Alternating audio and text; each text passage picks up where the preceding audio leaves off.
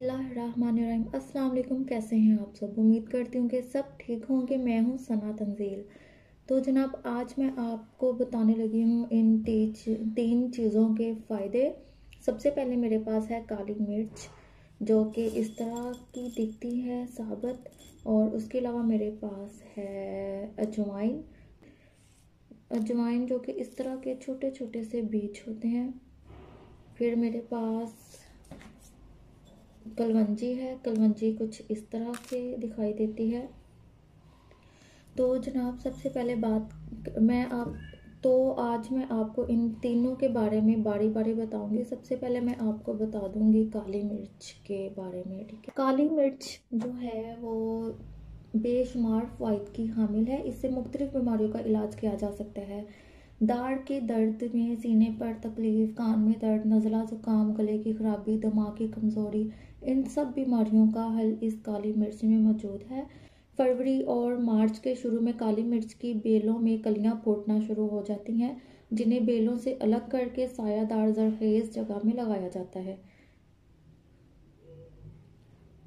काली मिर्च की बेल से हासिल होने वाला फल सब्ज होता है। इस फल को धूप में सुखाया जाता है, जिससे इसका रंग स्याह हो जाता है और काली मिर्च बन जाती है। अब आइए देखते हैं कि काली मिर्च किन किन तिब्बी फ़वाइद की हामिल है।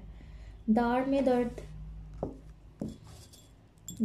दर्द हो तो एक साबुत काली मिर्च इस दाढ़ में रख लें। थोड़ी देर में ये दर्द ठीक हो जाएगा। कान बंद हो गया हो और सुनाई नहीं देता हो तो काली मिर्च की नहायत बारीक सफोफ रुई पर लगाकर दोनों कानों में रखें। सिर्फ 12 घंटे के लिए इस्तेमाल करें और हर 12 घंटों के बाद न्यू कॉटन कान में रखें। सीना पर बलगम जमा हो और खांसी में सीने पर तकलीफ हो रही हो खांसी करने से, और इसके अलावा दर्द हो रही हो, तो काली मिर्च को बारीक पीस कर शहद में मिलाकर चाटने से सीना खुल जाता है और बलगम आसानी से खारिज हो जाती है। नज़ला और ज़ुकाम में फ़र्क ये है कि अगर रुतूबत नाक के रास्ते खारिज हो तो इसे ज़ुकाम कहा जाता है, और अगर रुतूबत हलक में गिरे तो नज़ला कहलाता है। दिमागी कमज़ोरी में काली मिर्च और बादाम शीरी पानी में पीसकर थोड़ा सा नमक मिलाकर सुबह नहार मुँह पीने से दिमागी कमज़ोरी दूर हो जाती है। तो जनाब, ये थे काली मिर्च के फ़ायदे। इसके बाद मैं आपको अब बताऊंगी अजवाइन के फ़ायदे। अजवाइन कुछ इस तरह से दिखती है, जो कि मैं आपको पहले भी बता चुकी हूँ। अजवाइन जो है वो पेट के अमराज के लिए बहुत मुफीद है। अजवाइन का बतौर दवा इस्तेमाल ज़माना कदीम से है। इसके पौधे का रंग सफ़ेदी माइल होता है। इसके बीज सौंफ की तरह होते हैं, लेकिन ये सौंफ की तरह दिखाई दे रहे हैं इसके बीज, लेकिन ये छोटे छोटे से। सौंफ तो बड़ी होती है ना, लेकिन ये अजवाइन के जो बीज हैं ये छोटे छोटे से होते हैं। ठीक है, और ये जायके में भी तेज तलख होता है। बतौर दवाई इस्तेमाल होते हैं। इतबा ने इसका मजाज तीसरे दर्जे में गर्म खुश्क बताया है। यही वजह है कि सर्द अमराज में बहुत मुफीद है। अगर आपके मैदे में ज़ख़म है या आपका पेट ख़राब रहता है, मैदा ख़राब रहता है, तो उसके लिए बहुत मुफीद है। अजवाइन, जिसे नानफा भी कहा जाता है, मुख्तलिफ अमराज, पेट दर्द, नफा, शिकम, रिया, दस्त में मुफीद है। पेट के कीड़ों में, भूख का कम लगना, हैज़ा दर्द, और इसके अलावा काली खांसी, पुराने दौरे असाबी में इत्तबा सर्दियों से अजवाइन का इस्तेमाल करते रहते हैं और मुफीद पाया जाता है। इसकी मुफरीद खुराक जो है 5 से 10 ग्राम तक हस्बे ज़रूरत है। जच्चा को अजवाइन और सूंठ का सफ़ोफ मिलाकर इसके खाने की अशिया में इस्तेमाल कराया जाता है। इस तरह ना सिर्फ खाना मज़ेदार हो जाता है, बल्कि बदहज़मी का आर्जा भी नहीं होता। अजवाइन अफ्यून के मुज़र असरात को भी दूर करती है। यही वजह है कि अजवाइन को अफ्यून का मसल्ला बताया गया है। अजवाइन को मुख्तलिफ अमराज में मुख्तलिफ तरीके से इस्तेमाल करवाया जाता है। अर्क अजवाइन और चूने का पानी मिलाकर इस्तेमाल कराया जाए तो इस हाल में मुफीद है। रोगने अजवाइन के 2 कतरे पानी में मिलाकर दें तो हैज़ा के इब्तदाई अयाम में मुफीद है। अजवाइन का सफ़ोफ मैदे के बलगमी अमराज में मुफीद है। अर्के अजवाइन और चूने का पानी मिलाकर देना इस हाल दस्तों में मुफीद है। अजवाइन का मिजाज गर्म खुश्क है, इसलिए इसे पेट दर्द, अफाड़ा, बाजों में इस्तेमाल किया जाता है। जदीद तहकीक ने भी इसको मुफीद करार दिया है और जदीद तिब में भी मुस्तम। तो जनाब, ये थी कुछ अजवाइन के बारे में इंफॉर्मेशन जो मैंने आपको दी। अब मैं आपको बेहतरीन चीज़ जो सबसे इन दोनों से भी ज़्यादा बेहतरीन जो चीज़ है उसके बारे में मैं आपको बताने लगी हूँ, वो है कलवंजी। ठीक है, कलवंजी कुछ इस तरह से दिखती है। ये भी छोटे छोटे से बारीक से बीज होते हैं। ठीक है, तो अब मैं आपको बताऊंगी कलवंजी के बारे में। ये खाने में तो जितनी मुफीद है ही, इसको स्किन के लिए भी हम इस्तेमाल करते हैं। स्किन के लिए भी बहुत ज़्यादा फ़ायदेमंद है। इसका लेप मुहासों को ख़त्म कर देता है। और इसके अलावा सर्दी की वजह से लाहक होने वाले अमराज के लिए अक्सर है। नबी अकरम सल्लल्लाहु अलैहि वसल्लम का इरशाद है कि कलवंजी इस्तेमाल किया करो, क्योंकि इसमें मौत के अलावा हर बीमारी की शिफा है।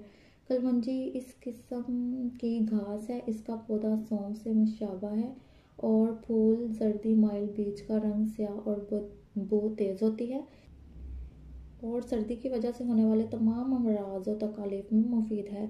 कलवंजी निज़ाम हज़म की इस्लाह के लिए अक्सर का दर्जा रखती है। पेट, अफारा, बदहज़मी, रिया में बहुत ज़्यादा मुफीद है।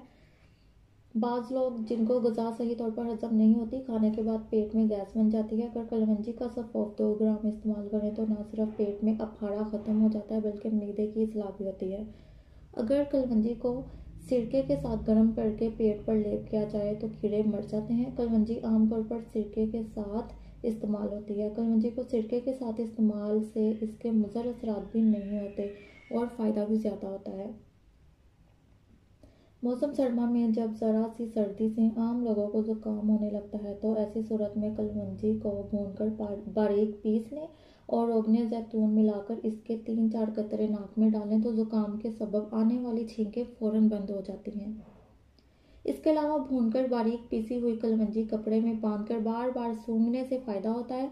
कलवंजी जो है यानी इससे पेशाब भी ज़्यादा आता है जो और इसका जो शानदार शहद में मिलाकर पीने से गुर्दा मसाना की पथरी भी खारिज हो जाती है। यानी कि जिन लोगों को गुर्दे में पथरी होती है वो भी कलवंजी का अगर इस्तेमाल करें तो उनकी जो है मसाने के ज़रिए पथरी खारिज हो जाएगी। अगर दांतों में ठंडा पानी लगने की शिकायत हो तो कलवंजी को सिरके में मिलाकर पकाने के बाद कुलियाँ करवाने से भी फ़ायदा होता है। अगर आँख से पानी बहने की शिकायत हो, कलवंजी का सफ़ोफ नाक में चढ़ाने से फ़ायदा होता है। चेहरे की रंगत में निखार लाने के लिए, साफ करने के लिए कलवंजी को बारीक पीसकर घी में मिलाकर चेहरे पर लेप करने से फ़ायदा होता है। रोगने जैतून में 3 ग्राम मिलाकर खाने से भी फ़ायदा होता है। जो जवान लड़कियों में मुहासों की शिकायत आम है और मुख्तलिफ बाज़ारी क्रीमें इस्तेमाल करके चेहरे की जिल्द ख़राब कर लेते हैं, ऐसे लोग बारीक पिसी हुई कलवंजी को सिरके में डालें और सोने से कबल मुंह पर लेप कर लिया करें। सुबह उठकर मुंह धो लिया करें। चंद दिनों में बहुत अच्छे असरात सामने आएंगे। इसी लेप से ना सिर्फ मुहासे ख़त्म होंगे बल्कि जिल्द में निखार आएगा। जिल्दी अमराज में कलवंजी का इस्तेमाल आम है। जिल्द पर ज़ख्म होने की सूरत में कलवंजी को तवे पर भूनकर रोगने मेहंदी मिलाकर ज़ख्मों पर लगाने से ना सिर्फ ज़ख्म जो हैं वो ख़त्म हो जाते हैं बल्कि निशान भी चले जाते हैं। जो ख़वातीन बच्चों को दूध पिला रही हों और अगर ज़्यादा अरसा तक कलवंजी 3 ग्राम की मिकदार में इस्तेमाल करती रहें तो दूध की मिकदार में इजाफा हो जाता है। अलबत्ता हामला ख़वातीन को इस्तेमाल नहीं करनी चाहिए। कलवंजी से निकलने वाला तेल 2 किस्मों का होता है। एक स्याह रंग में खुशबूदार और जो हवा में उठने से उड़ने लगता है, और दूसरी किस्म एनर्जी के तेल जैसा जिसकी दवाई असरात बहुत ताकतवर होते हैं। ये तेल बाल खोड़ा की शिकायत में बहुत फ़ायदेमंद होता है। बाल खोड़ा में सर या दाढ़ी के मकाम पर बाल दायरे की सूरत में ख़त्म हो जाते हैं और दायरा दिन ब दिन बढ़ता जाता है और अजीब नाखुशगवारी का एहसास पैदा करता है। अगर जिस्म का कोई हिस्सा जो है वो बेहिस हो जाता है तो कलवंजी के तेल के इस्तेमाल से बहुत फ़ायदेमंद साबित होता है। कान में वर्म की सूरत में भी इस तेल का इस्तेमाल जो है वो ख़त्म करता है। कान के ज़ख्म को क़ुव्वत हाफ़ज़ा के लिए मुफीद है। तो जनाब ये थे कलवंजी के फ़ायदे। आपको मैंने इन तीनों चीज़ों के फ़ायदे बता दिए जो कि बेशुमार फ़ायदों के हामिल हैं। तीनों चीज़ें कुदरत की हर बनाई हुई चीज़ में कोई ना कोई फ़ायदा शामिल है। हर चीज़ रायगा नहीं जाती, बेशुमार फ़ायदों की हामिल होती है। तो जनाब ये थी मेरी आज की वीडियो। अगर आपको मेरी वीडियो पसंद आए तो मेरे चैनल को सब्सक्राइब कर दीजिएगा, वीडियो को लाइक कर दीजिएगा, और अगर आपने मेरे चैनल को सब्सक्राइब नहीं किया तो मेरे चैनल को सब्सक्राइब कर दें। तब तक के लिए दीजिए इजाज़त। अल्लाह हाफिज़।